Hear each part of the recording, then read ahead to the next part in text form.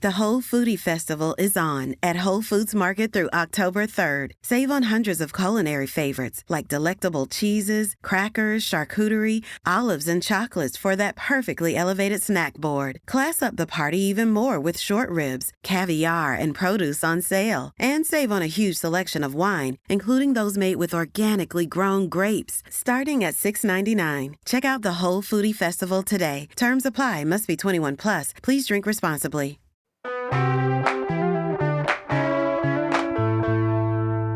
Today on CityCast Boise, finding real Mexican sweetbread in Boise can be a challenge. So Evelyn Avitia and Mia Maldonado are here to tell us why the drive to 2C is worth it.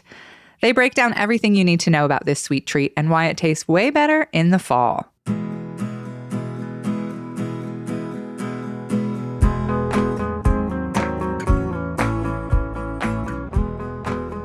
It's Thursday, September 21st. I'm Emma Arnold, and this is what Boise's talking about.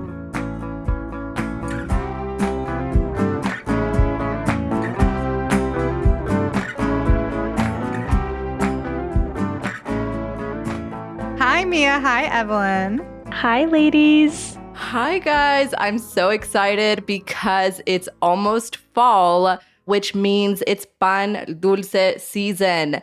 And so pan dulce literally translates to sweet bread, which is a very popular Mexican pastry.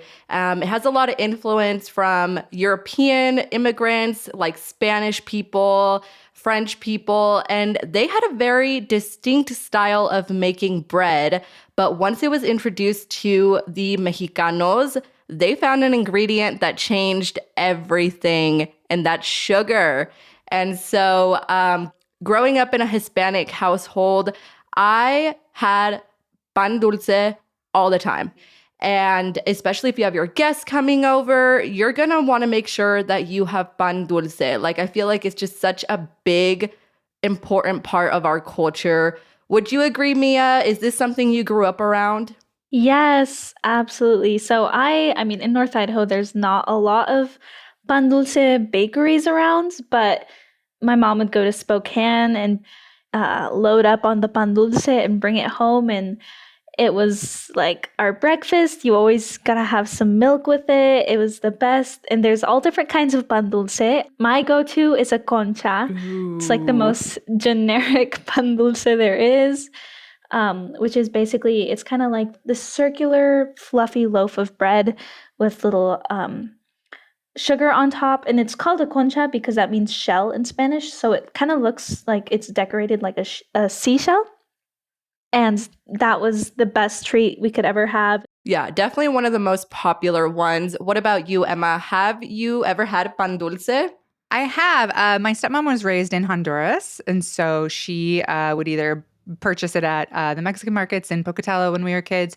I also went to, or she would make it sometimes too. Ooh. But like the first really big memory I have is in third grade, I went to school in Caldwell, actually. And I remember our teacher would bring, like on Fridays, if we had been good all week, a box of pan dulce to school, and you would get to pick. And like, it was very exciting because there's so many varieties, and it's like, and they're also colorful and beautiful. So yeah, it was always such a treat. That's the best. Love that. That is so cool.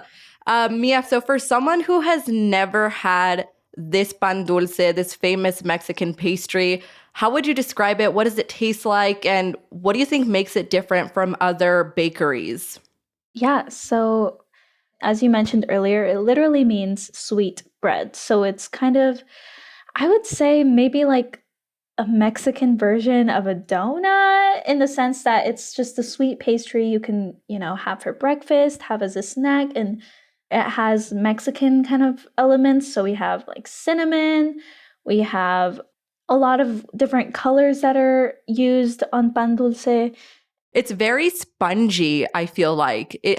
I feel like it has such a different consistency compared to other items in bakeries like American or French or whatever other bakeries are. I feel like this style is so distinct. Have you noticed any major differences between the breads, Emma? Yeah, it does. It's more like light and airy than certain kinds of Yes. breads, and I think that this is just from a recipe I read. It said that you sort of let the dough rise a little longer than regular bread, so it's a little poofier, and you need to make sure you do it, and like a lot of bread, in warm place, but like you really have to get that light, fluffy, like you said, sponginess, almost like a cake in some ways. Yeah, something that I think of whenever I think of pan dulce is like I need a napkin or a plate because it's messy, it's crumbly, it falls apart. You might lick the plate a little, like it's a messy pastry that kind of crumbles apart. But that's what makes it good. Yeah, my favorite bun is the cuernito, which is basically the Mexican croissant.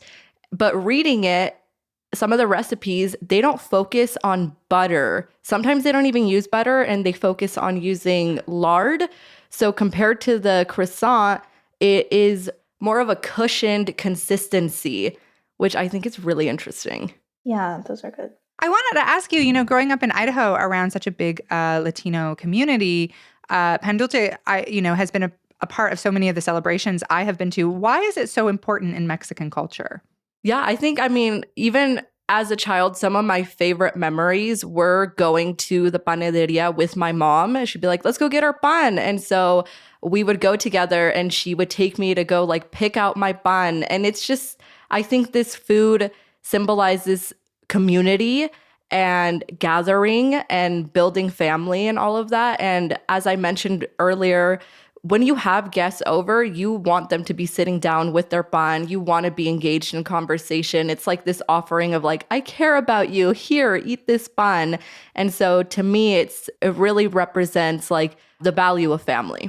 Totally. I agree. It's something that like me and my siblings would definitely bond over when we were kids. Like, my mom would have this bag of pan dulce with all these different colors and styles, and I'd be like, I want this one. And my brother would choose his, and my sister would choose his. And so I don't know, that shared experience of being able to choose your favorite kind of style is something that I think a lot of Mexicans can relate to. We all know the different styles. And also, pan dulce is a relatively cheap food option. And so it's just like a go to staple of Mexican food. And it's delicious. And it's just, I would say it's a pretty universally positive meal that our community shares. Yeah, for sure.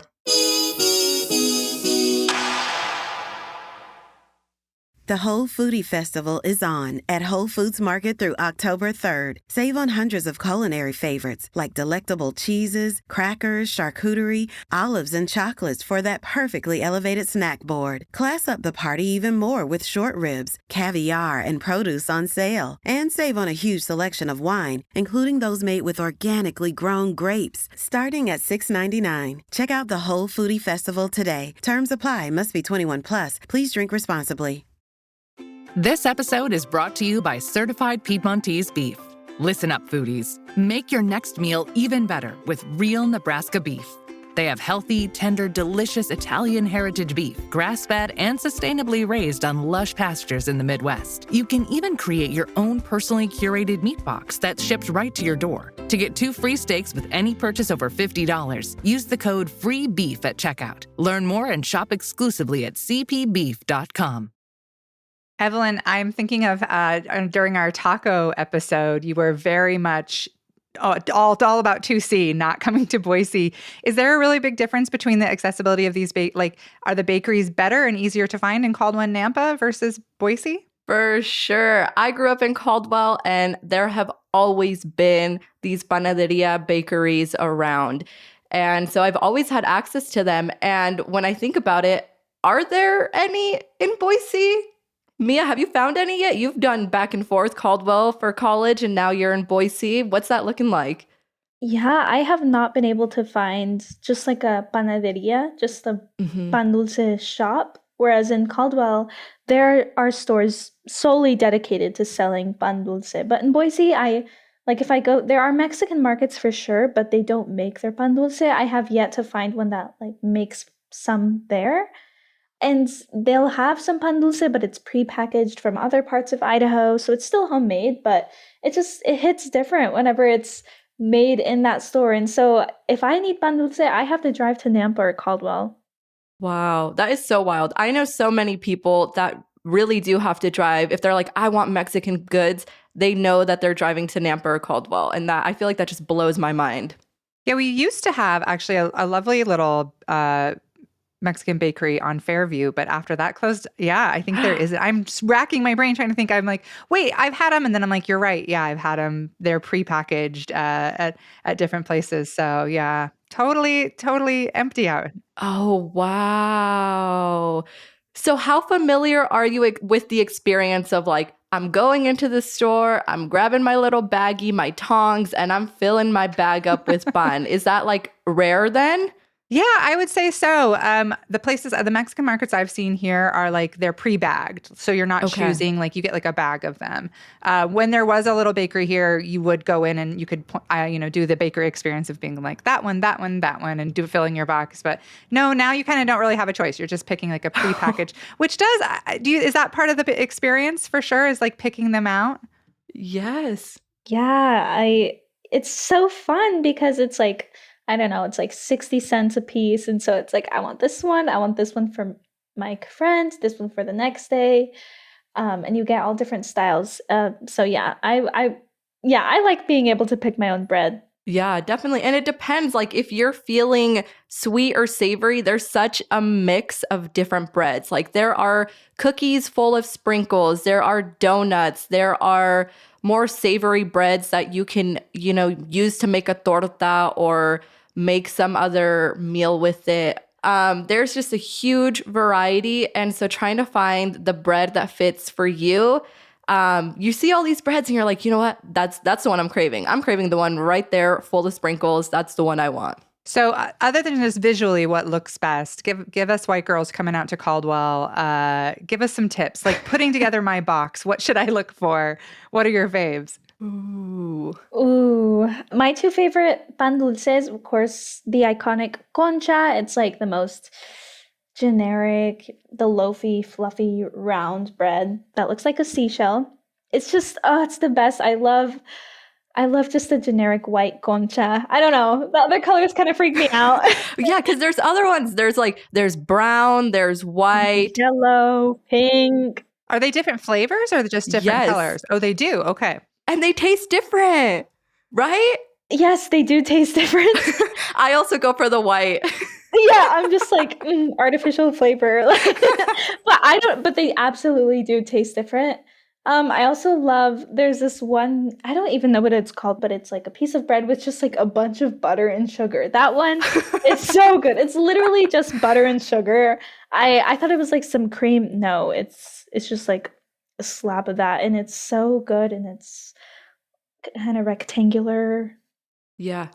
All right. So my recommendation, you're going to a panaderia where they're fully stocked. So you want to go in the morning, I think, because at the end of the day, it's going to be cleared out. So you're going to want to be there somewhat early. You're going to grab your tray, you're going to grab your tongs, and you're going to admire all the beautiful options that you have. And always a concha is a classic. That is amazing. So grab, the classic seashell concha.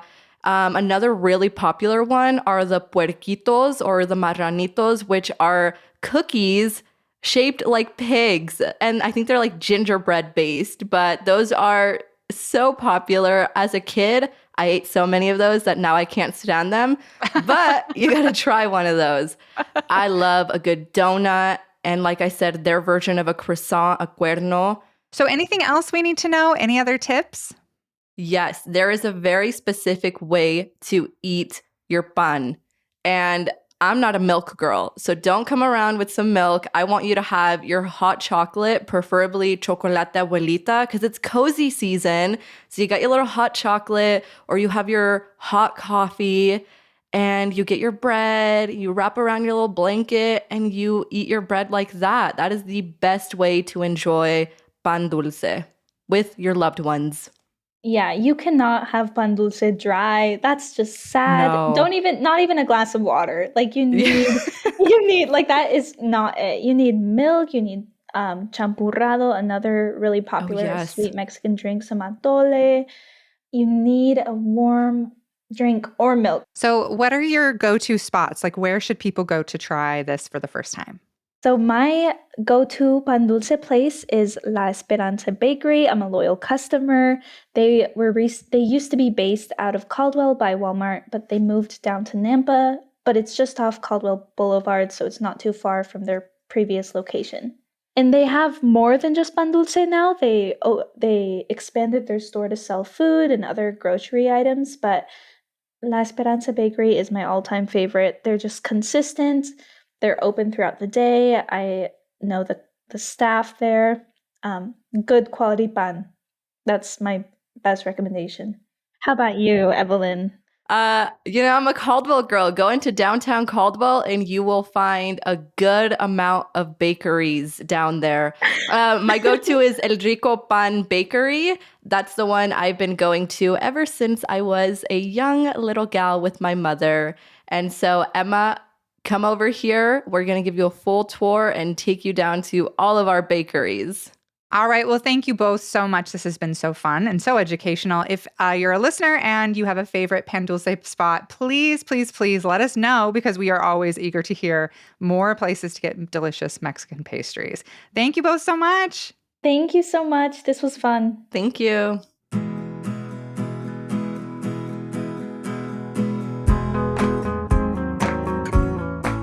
That's all for today here on CityCast Boise. If you enjoyed the show, we would love it if you left us a review. We'll be back tomorrow morning with your weekly news roundup. Bye.